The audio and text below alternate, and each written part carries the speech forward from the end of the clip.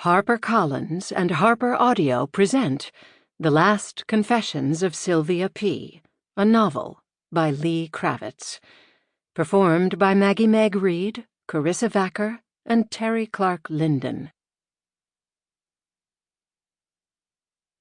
First stanza. The name. Every poem is a moment. It makes no promises. Boston Roads, Polaris. 1. Esty, 2019. The safe holdings room at the St. Ambrose auction house has no windows, 2 late 19th century oil paintings on the back wall, a small wooden table, and privacy, the most valuable item in the archive. As a master curator for the house, I introduce myself to Elton and JJ, the Dice brothers. Elton, wearing a gray street jacket, blue jeans, and a t-shirt that reads, "Free beer, it's what's for breakfast," asks, "What's a master curator?" Think of my role as not merely that of a broker, but as a kind of archaeologist, a purveyor of restoration, a butler to history, though my essential utility is that of a caretaker, performing one's calling with decorum and formality. Pellegrino? Yes, the water's free. They accept. My specialty is rare books, I say, and JJ says he wants to know about the most impressive object the auction house has ever sold. St. Ambrose has moved paintings, atlases, and sculptures, all impressive, all special. "What I mean is," JJ says, "what's the most you've ever sold an item for?"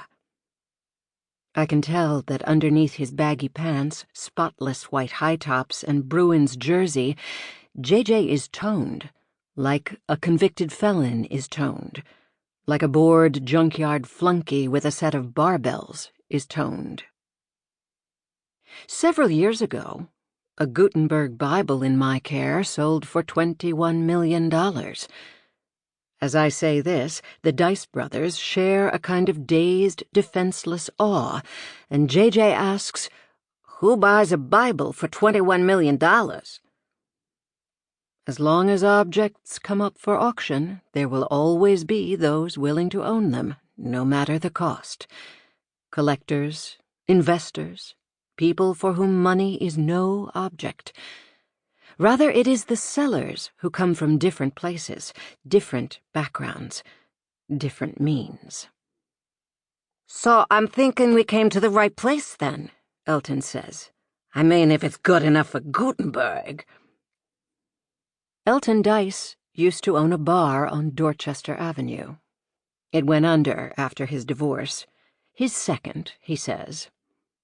Afterward, he joined up with his brother's business, buying and flipping houses, many of them dilapidated and in disrepair.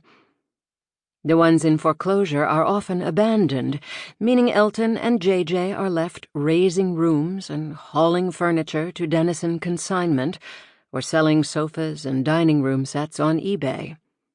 The house on Napoleon Street, an old Victorian, was empty when they purchased it through a probate sale.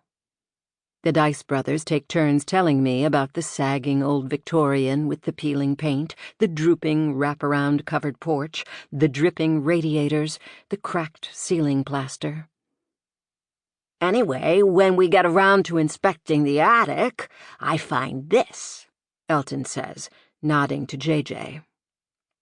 JJ reaches inside a duffel bag at his feet and lifts out a metal container. He places it on the table between all of us. For a master curator, is there anything more perfect than coming face to face with a closed box? For instance, a seller once showed me a shoebox containing a first edition copy of Victor Hugo's Cromwell. Within a safety deposit box, I found a well-preserved Book of Hours, bordered in illustrations of bright yellow lemons and caterpillars.